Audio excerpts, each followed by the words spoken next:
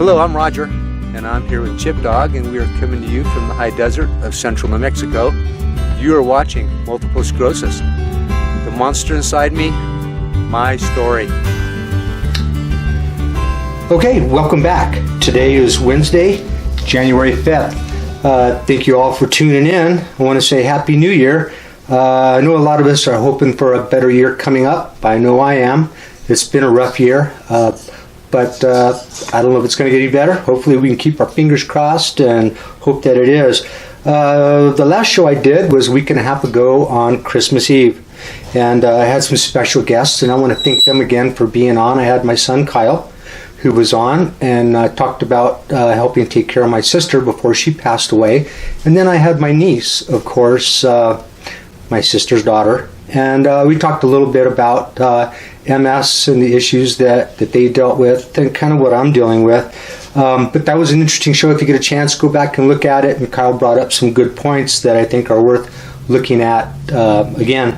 I did have my appointment with my neurosurgeon on Monday, 2 days ago. I walked out feeling positive. I think that he feels like maybe the tumor that's left, which isn't a whole lot, probably about 5% of the original tumor, is kind of embedded and grown itself into my brain to a point where I think it's not growing anymore after reviewing the results from the MRI, which is good news.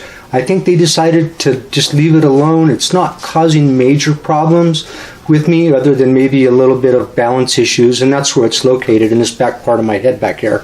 Balance issues, and riding in the car can make me car sick quite often, so I don't take super long car rides unless I have to.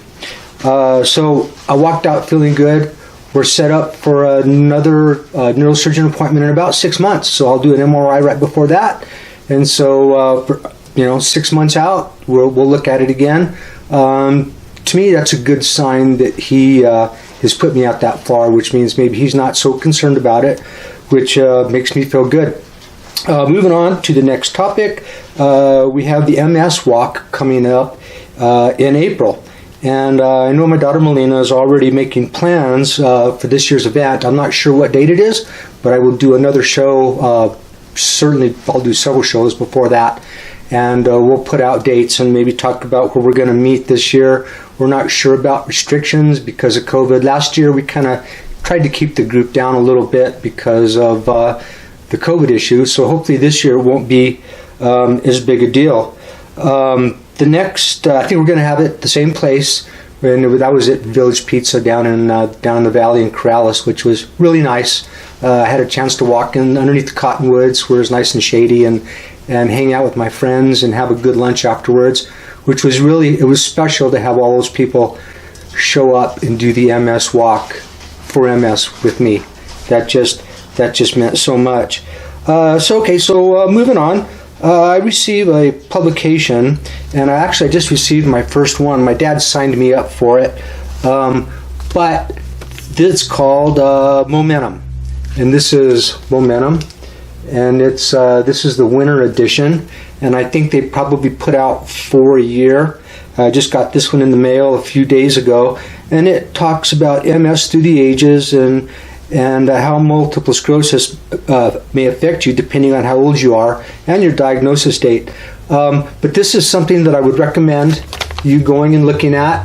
I will put, I'll show a better picture. I already took a picture of it. I'll show a picture so you can see what it looks like. But it has so much info about the monster, and I would recommend to go to the nationalmssociety.org/momentum, and at that point you can sign up and get the free Momentum publication, which I believe is really helpful. It just kind of gives you an idea about things you never really thought about and other things that you're more curious about, and I would recommend getting it and looking at it. It's really good. Okay, my next topic, and my topic today, is going to be medical cannabis. And I've been a medical cannabis recipient. I've had a card for about 4 years now. I was kind of skeptical about getting it because I worked for the public schools and I didn't want it to be an issue. But it just came to the point to where a lot of people were just saying, go for it. So I went to the doc with all my medical information, and he looked at me and he says, "Why did you not do this sooner?" And I thought, well, there's some issues. I work for the public schools, and he says, well, you got to take care of yourself first. So at that point, I got my medical card, and I got a PPL along with it, which is a personal production license. So this was kind of a big deal because medical cannabis is not cheap.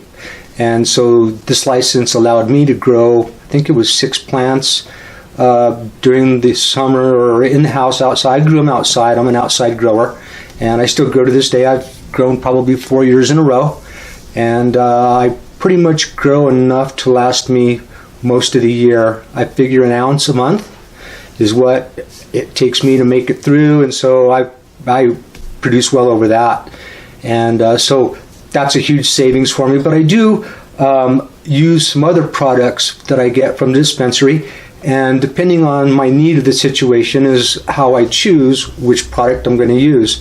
Generally, if I'm just feeling down and not just feeling good, I would prefer to use flour.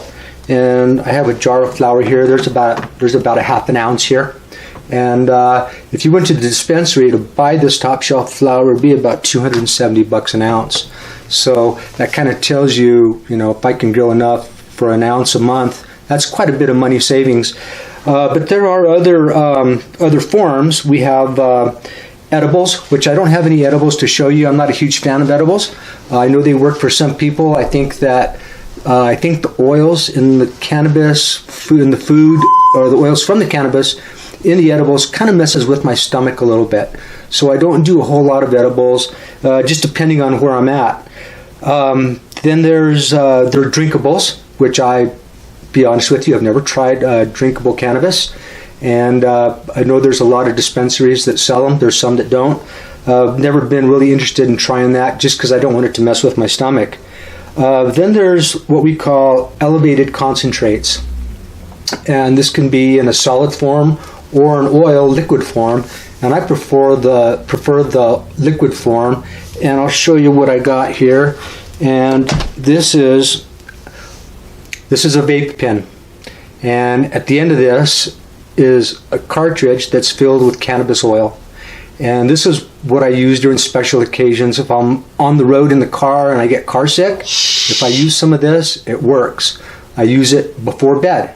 It works. I do not use it all the time because it's a little expensive. It comes in a package like this.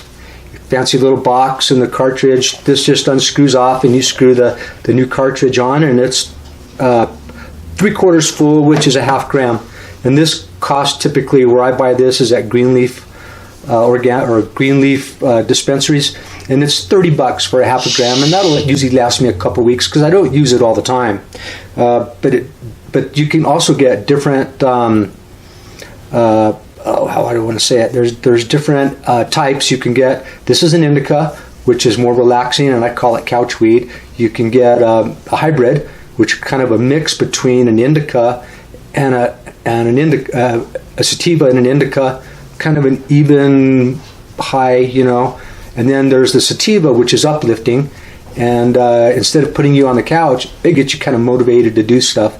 But I use the indica for nighttime and when I get car sick, and it really does work for me. So the next one that I use is I'll use a thing called wax, and it's a hoodoo product. They call it cured caviar, and I get this from Everest Apothecary. And this is the solid form. And I could take it out and kind of show you. It comes in a fancy little jar, and there's some wax in there. And you take it, and you have a special container or a special device that has 4 coils and a little hot plate in the middle. So you can drop a little dab in there, and then press the button, and the 4 coils heat up the hot plate, and then you can draw the smoke from the solid. And this is probably what I use the least. I don't use it a whole lot. It's a little expensive, so that's pretty much it. But I gotta say, after my 3rd surgery, I was in the hospital. During that 3rd surgery, I was in the hospital for 10 days. I had a surgery the 2nd day in, and I was in ICU for a few days, and then I got moved to another room there on the the that floor where they take the neural floor, and I spent probably 5 or 6 days. Every 4 hours they were giving me fentanyl, 0.5 milligrams of fentanyl, which would just lay me out every 4 hours. And at the beginning I told them to keep it coming, don't stop, because I was hurting. That's when I was cut from here to here, and they pulled everything back and tried to fix that leak in my head, and I was hurting, and I told them just to keep it coming. And after about 5 days of that, I knew that it was going to be an issue and I was going to feel like crap when I left the hospital. So I took out a cannabis pen while I was in the hospital and would draw off of that. And to be honest with you, this is an elevated concentrate oil, and this is what I had with me in the hospital.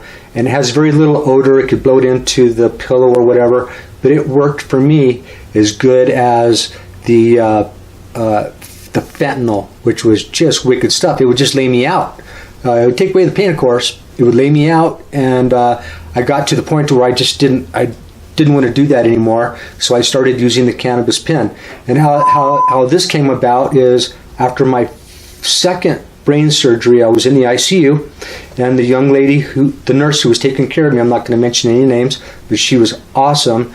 And we were talking about, I was hurting and I was sick to my stomach and couldn't keep anything down, and I told her that medical cannabis worked for me and that I actually had my pen with me. And she asked me again, she goes, you have it with you?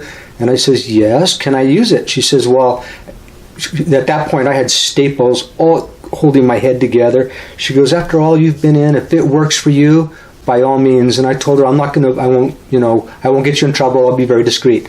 So I started using my cannabis pen at that point and used it while I was in the ICU. And then when I was moved into my regular neural room, would use it off and on. I was very discreet. No one ever knew. But, the nurses were all wearing masks, of course, and they'd walk into the room and they would squirt their hands with alcohol, and I could smell the alcohol when they would walk up to me. So I knew there was really no chance of them smelling what I was doing. And so, but I got to admit, that helped me get through all those tough times in the hospital.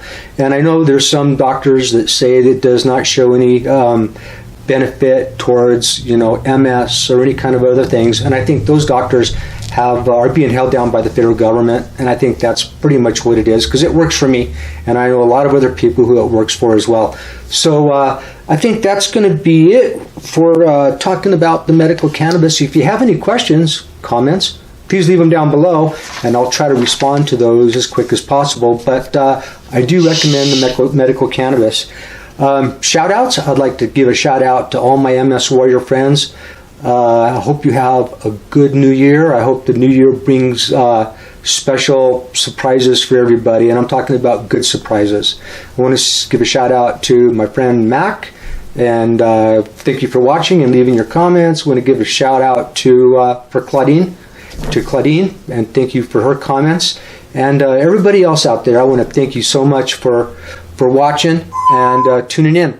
If you like what you see, give me a thumbs up.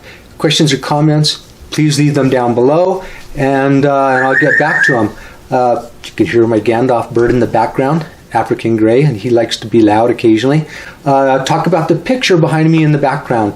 This is a picture of, here, I'll move to the side. This is a picture of the Chama Canyon Wilderness, about halfway between El Vado and Abiquiu. And this picture was taken with the drone shot from my buddy Matt, who I've done a lot of camping with, and he's in the game club. And he set up his drone and kind of sent it downriver. And this is just a little bit down from where my cabin is. So I thought that would be a cool picture to show everybody today. And so that's today's picture. I think at this point I'm going to end the show. I will be back in a couple of weeks unless something crazy really happens. If you like what you see, give me a thumbs up. Please leave me a comment down below. If you're not a subscriber, please subscribe. I would really appreciate that. Until next time, stay strong, warriors. Hang in there.